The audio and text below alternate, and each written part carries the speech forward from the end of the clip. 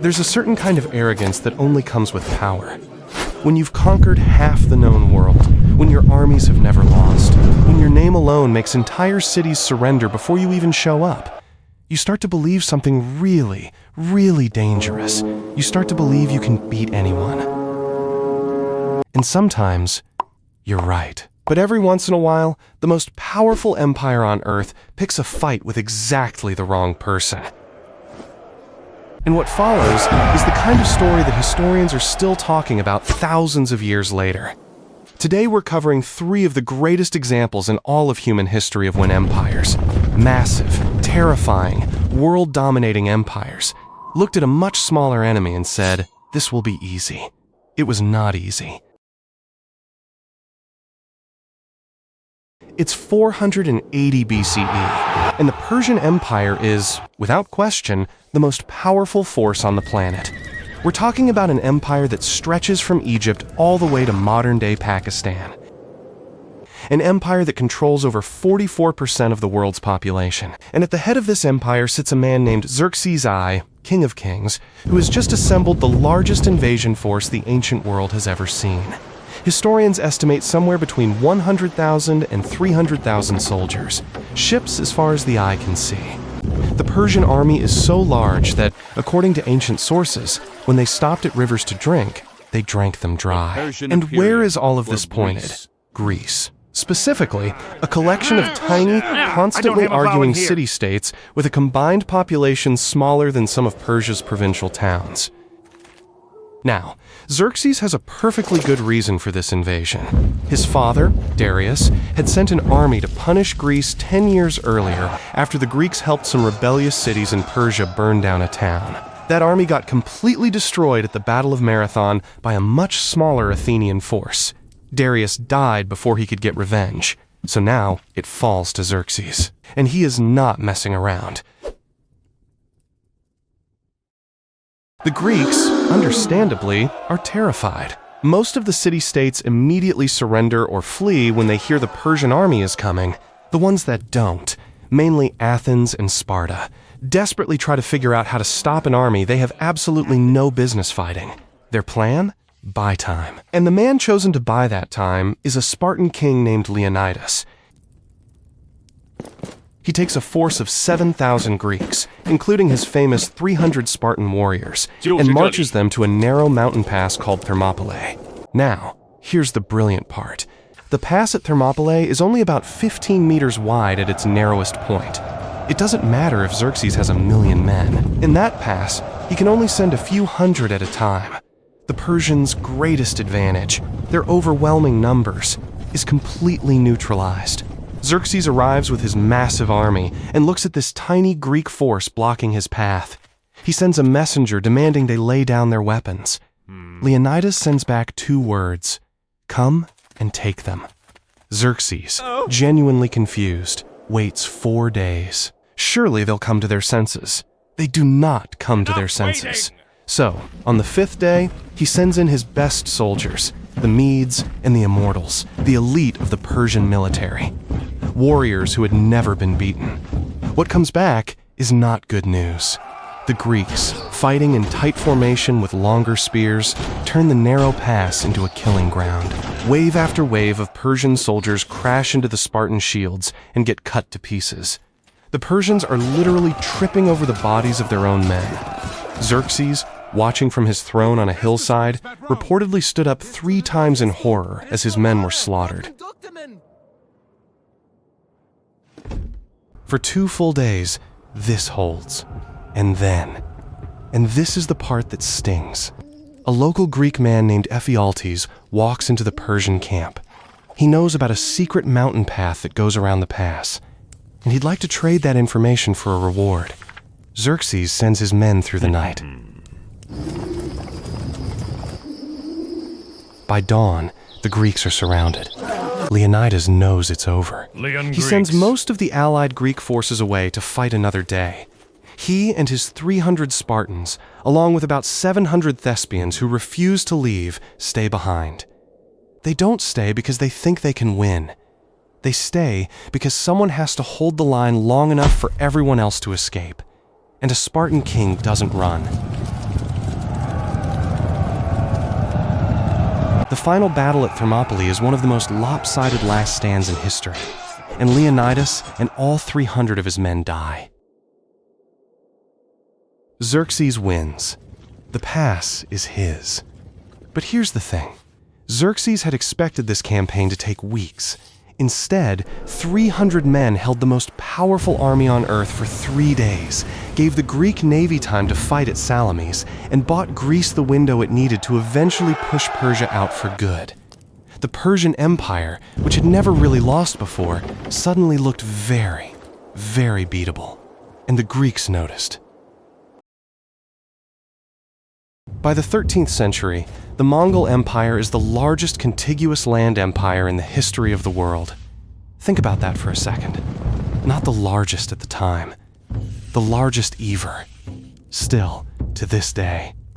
Under Kublai Khan, the grandson of Genghis Khan, the Mongols have conquered China, Korea, Persia, and huge chunks of Eastern Europe.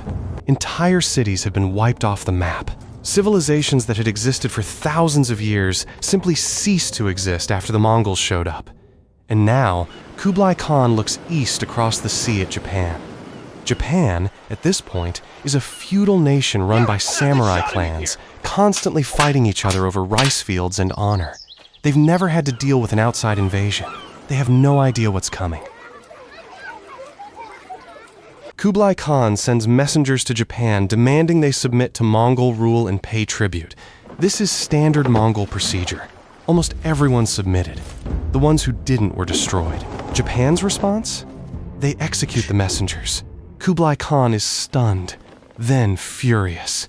He immediately begins assembling an invasion fleet. In November 1274, 900 ships carrying around 40,000 Mongol, Chinese, and Korean soldiers land on the Japanese island of Kyushu. The Japanese defenders show up on the beach expecting a normal battle. What they get instead is a completely different kind of warfare. The Mongols fight in coordinated units. They use explosive projectiles, basically early grenades, that the Japanese have never seen before. They have poison-tipped arrows. Their cavalry tactics, developed over centuries of steppe warfare, are unlike anything the samurai has trained for. The Japanese are getting overwhelmed. But then, that night, a massive storm rolls in off the sea. The Mongol commanders, experienced in land warfare but not so much in naval operations, panic. They order everyone back to the ships to avoid being stranded. The storm batters the fleet. When morning comes, over 200 ships have been sunk. Roughly 13,000 soldiers are dead. The Mongols retreat. Back in China, Kublai Khan is furious. He sends more messengers to Japan demanding surrender. Japan's response this time? They execute those messengers too. Actually, they don't just execute them. They publicly behead them outside the city of Kamakura as a message. The message was received. For the next 7 years, Kublai Khan prepares the largest naval invasion in history up to that point. He conscripts shipbuilders across his empire. He assembles a fleet of over 4,400 ships carrying roughly 140,000 soldiers. By far the largest amphibious invasion force the world had ever seen. Japan, watching all of this from across the water, is not idle. They build a massive stone wall along the coastline of Kyushu. They train. They reorganize their tactics. They know exactly where the Mongols are coming, and they're going to make it as costly as possible. In the summer of 1281, the fleet arrives. For weeks, the Japanese hold the Mongols on the beaches. The stone wall, brilliant in hindsight, prevents the Mongol cavalry from getting inland and doing what it does best. The samurai fight from the wall, conduct nighttime raids on the Mongol ships, and generally make life absolutely miserable for an army that's used to rolling over everything in its path. The invasion stalls. Then, on August 15th, 1281, a typhoon of catastrophic proportions slams into the Mongol fleet. The storm lasts for 2 days. When it clears, the invasion fleet, 4,400 ships, 140,000 soldiers, is simply gone. Historians estimate that anywhere between 60,000 and 100,000 men drowned in a single weekend.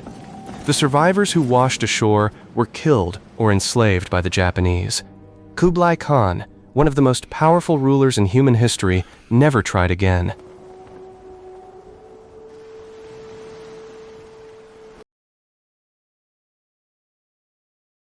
By 1808, Napoleon Bonaparte has basically run out of people to beat in Europe. France has crushed Austria, crushed Prussia, crushed Russia at Austerlitz, in what many historians call the greatest tactical victory of all time. The continent either answers to Paris or is terrified of Paris. Napoleon turns his attention to Portugal, which is trading with Britain, his last major enemy. To get there, he needs to march his army through Spain. He cuts a deal with the Spanish king, moves his troops in, and then does something that nobody sees coming. He just keeps them there. He removes the Spanish king, installs his own brother Joseph on the Spanish throne, and declares that Spain is now French territory. Simple, clean, efficient, except for one small problem. Napoleon has spent his entire career fighting professional armies led by professional generals using centuries-old rules about how war is supposed to work. Spain doesn't have much of that. What Spain has instead is something far more dangerous. Millions of furious, proud, stubborn, ordinary people who absolutely refuse to accept that their country has been taken from them. On May 2, 1808, the people of Madrid rise up against the French occupiers with knives, furniture, and bare hands. The French cavalry cuts them down in the streets, but the uprising spreads. All across Spain, towns and villages begin organizing resistance. And this is where Napoleon makes his critical mistake. He thinks this is a rebellion, a nuisance. Something his generals can crush in a few weeks while he goes back to dominating the rest of Europe. He sends Marshal Murat and then a rotating cast of his best generals to deal with it. They cannot deal with it. Because what's happening in Spain isn't a rebellion in any traditional sense. There are no set-piece battles, no enemy general to defeat, no capital city to capture. The Spanish resistance, the guerrillas, a word that literally enters the modern dictionary from this war, fights completely differently. They attack supply lines and vanish. They ambush patrols and disappear into the mountains. They murder collaborators. They destroy bridges. They feed false information to French scouts. Every French soldier at any moment, anywhere in Spain, could be killed by anyone. A farmer, a priest, an old woman at a market. The French army, designed to win wars in weeks, is suddenly stuck in an endless, grinding, demoralizing occupation, with no front lines, no clear enemy, and no way to win. Napoleon sends 300,000 soldiers into Spain over the course of the war. A third of them never come home. To make things worse, Britain lands an army in Portugal under a general named Arthur Wellesley, the future Duke of Wellington, who begins fighting the French in a very un-Napoleon-like way. He picks defensive positions, makes the French attack him, and systematically bleeds their best units dry. For 6 years, Napoleon's empire burns men and resources into the Spanish peninsula like a fire that won't go out. He calls it his Spanish ulcer, an ulcer, not a battle. Because it didn't kill you fast, it just slowly drained everything out of you. By the time Napoleon invades Russia in 1812 and everything starts to collapse, Spain has already consumed nearly 300,000 of his soldiers and untold billions in treasure. His best marshals, Soult, Massena, Ney, have all been humiliated there. The man who rewrote every rule of modern warfare had been beaten, not by a genius general or a superior army, but by an entire nation of people who simply refused to stop fighting. Napoleon would later reflect on his decision to take Spain as one of the greatest mistakes of his life. The Spanish had a name for this war. They called it the War of Independence. When you've conquered half the known world and your armies have never lost, you start to believe something really dangerous, that you can beat anyone. But sometimes, the most powerful empire picks a fight with exactly the wrong person, leading to stories historians still discuss,